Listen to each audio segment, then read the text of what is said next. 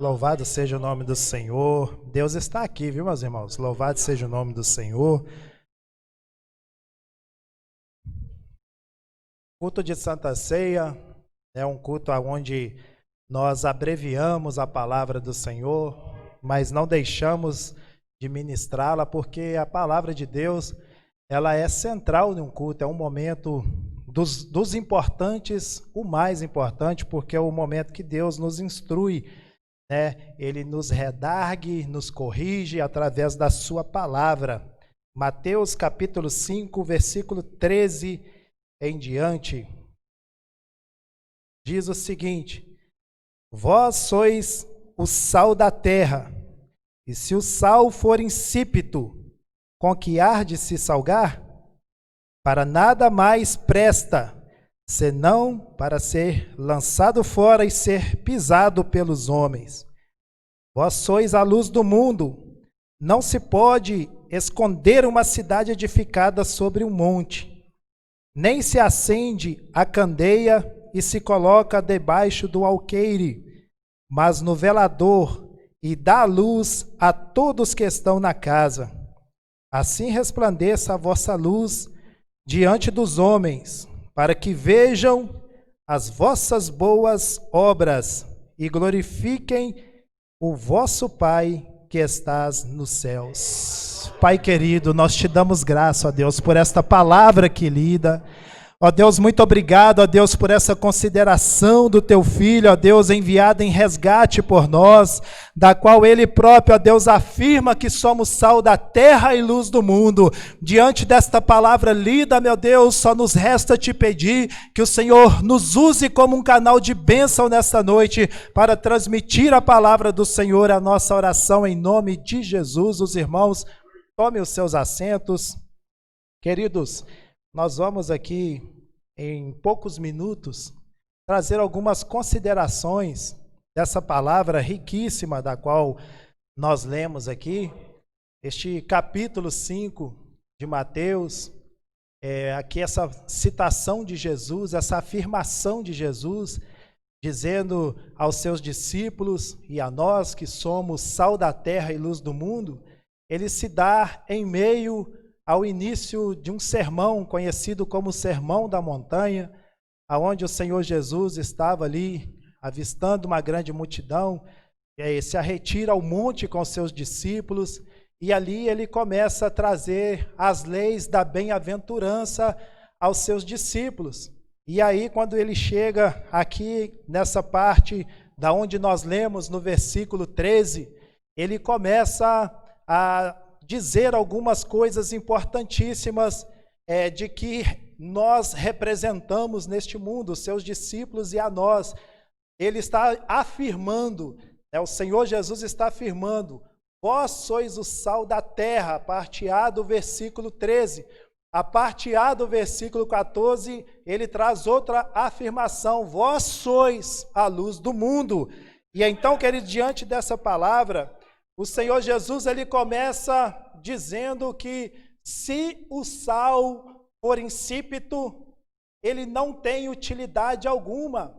Para mais nada ele servirá, a não ser para ser pisado pelos homens. E quando a gente lê a palavra do Senhor, é impossível você ler a palavra de Deus sem se atentar para os detalhes das quais ela mostra para nós quando nós fazemos uma profunda meditação nela.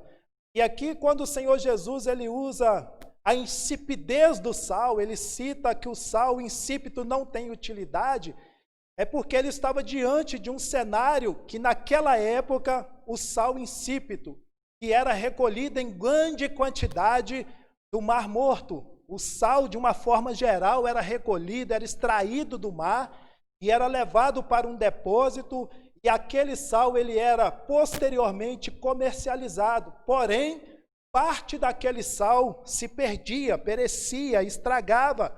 E o que era feito desse sal? Aí vem a citação de Jesus, o sal ser pisado pelos homens, porque o sal que não servia mais, estava insípido, não tinha utilidade, ele era lançado sobre o piso escorregadio do templo, aquele piso de mármore, porque naquela época de inverno, nas épocas de inverno, era notório e era comum, por um período curto até de tempo, que houvesse uma nevasca em Jerusalém e nas suas adjacências.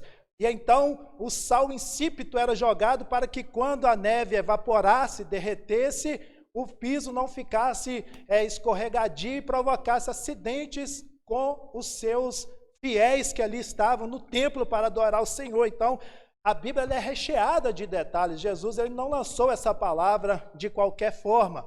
Então, é importante que o sal ele possa cumprir o seu fundamento, né, o seu propósito, que é dar sabor, que é ser um agente conservador.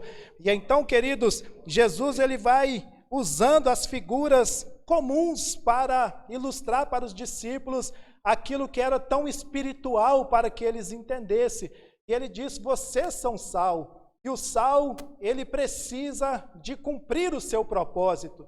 O sal, como eu dizia, se antigamente era algo que era recolhido lá no Mar Morto com grande quantidade, ele não era um sal como o sal que nós temos nos dias de hoje.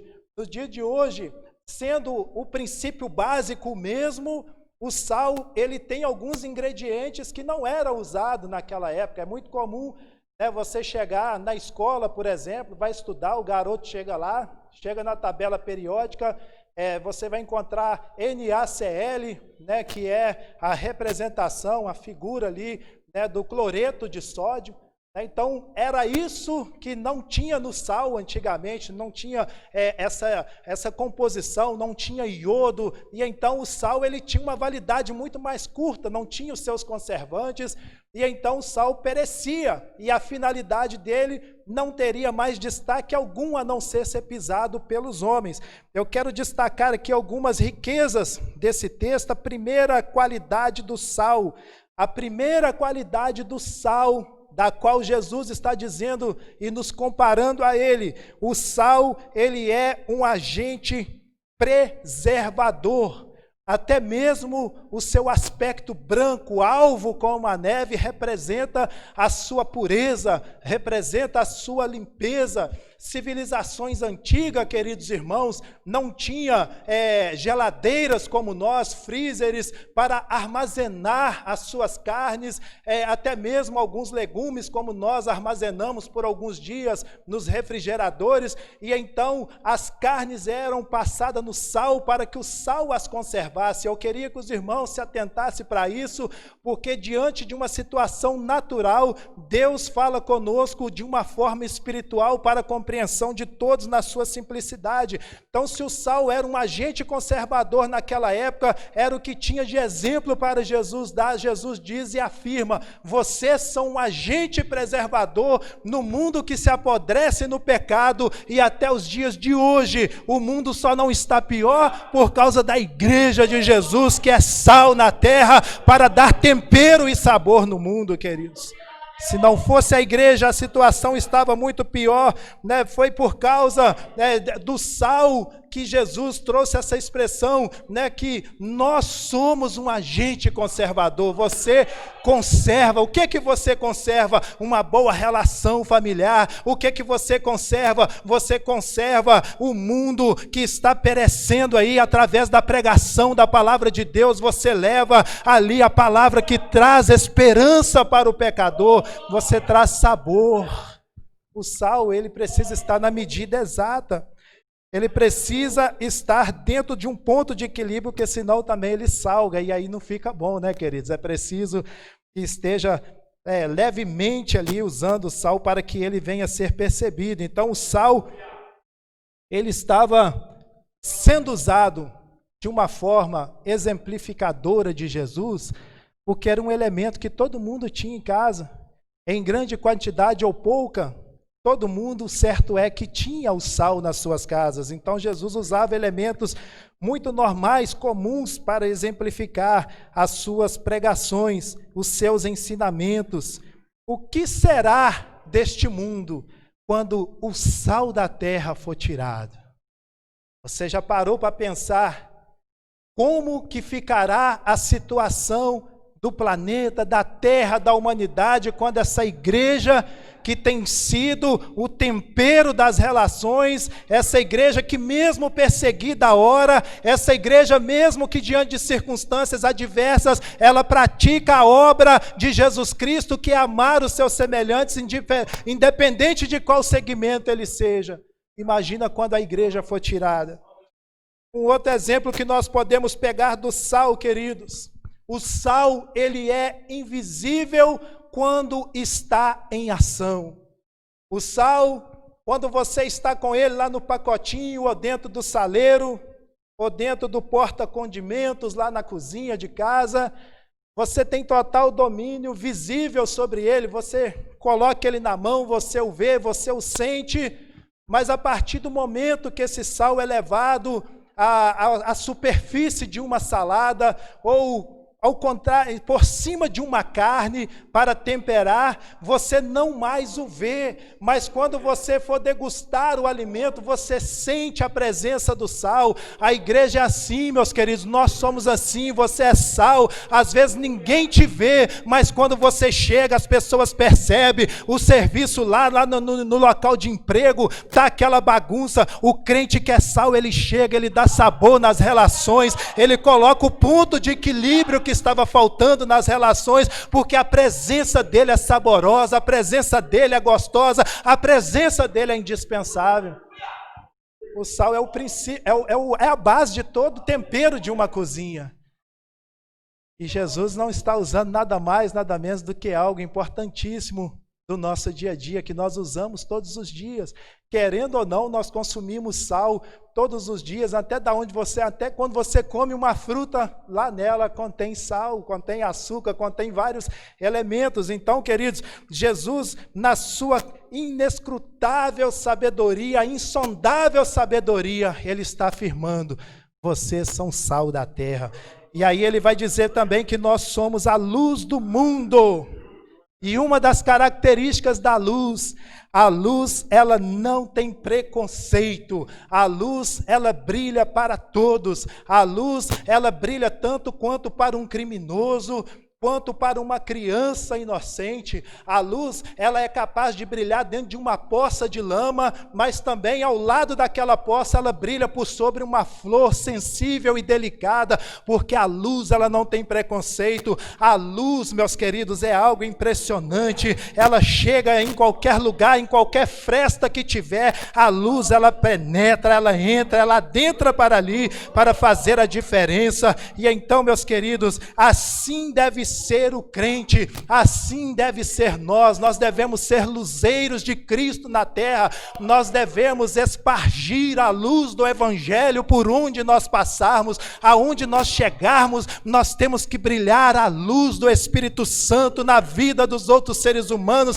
para que eles enxerguem Cristo em nós e sejam através da luz do Evangelho clareados os seus passos, os seus caminhos, como diz o salmista no Salmo 119, no verso 105, lâmpada para os meus pés é a tua palavra e luz para o meu caminho. O salmista é o mesmo que estivesse dizendo, está andando por um caminho que você precisa enxergar somente o caminho, usa a luz baixa. Se você quer vislumbrar novos horizontes, ter um alcance maior, use luz alta e você vai enxergar mais longe. Então, isso é a palavra de Deus, ela é luz para os homens, para todos aqueles que a Cristo aceitam. A luz de Cristo passa a brilhar na sua vida. E uma outra situação, a luz, meus queridos, um outro ensinamento que eu aprendo junto com os irmãos aqui nessa noite, a luz, ela deve ser alimentada.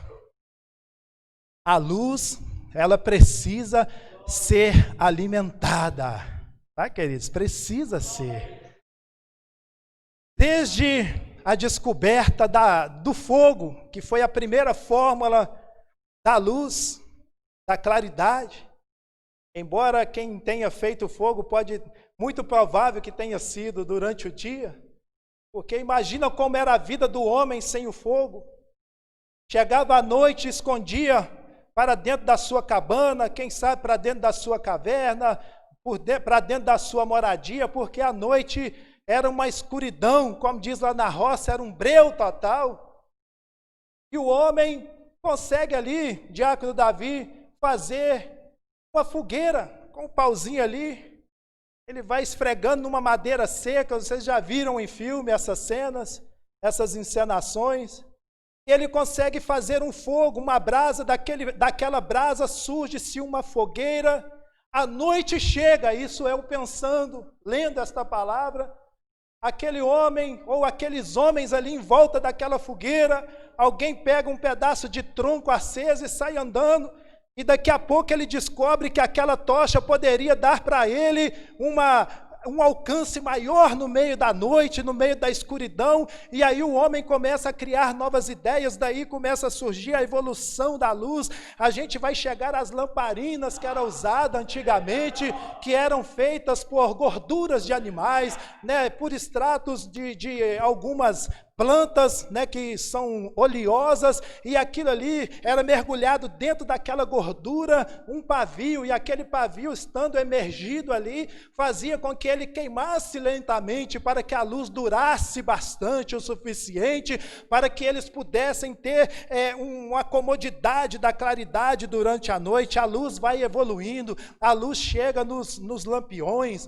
a luz chega nas velas, aqueles lampiões que eram feitos, né, de um filamento, né, de algodão, que era colocado ali dentro, né, de uma bola de vidro, e ali sem muito ar, ou quase que nem ar, né? Eu não sou um físico aqui para estar explicando, mas certo é que o lampião foi uma engenhosidade daquelas para a sociedade, mas não parou por aí, né? Existiu um homem chamado Thomas Edison, né, que foi o inventor da lâmpada, e aí ele inventa a lâmpada de filamento, aquela lâmpada de tungstênio, aquela lâmpada quente, aquela lâmpada fluorescente, e quando ele inventa aquela lâmpada, a indústria começa a crescer, porque a luz ela é importantíssima na vida do ser humano, a claridade é importantíssima, e nós vamos chegar lá na parte espiritual disso tudo. E aí o Thomas Edison, ele foi surpreendido por uma pergunta, quando ele ali enfim consegue elaborar a primeira lâmpada,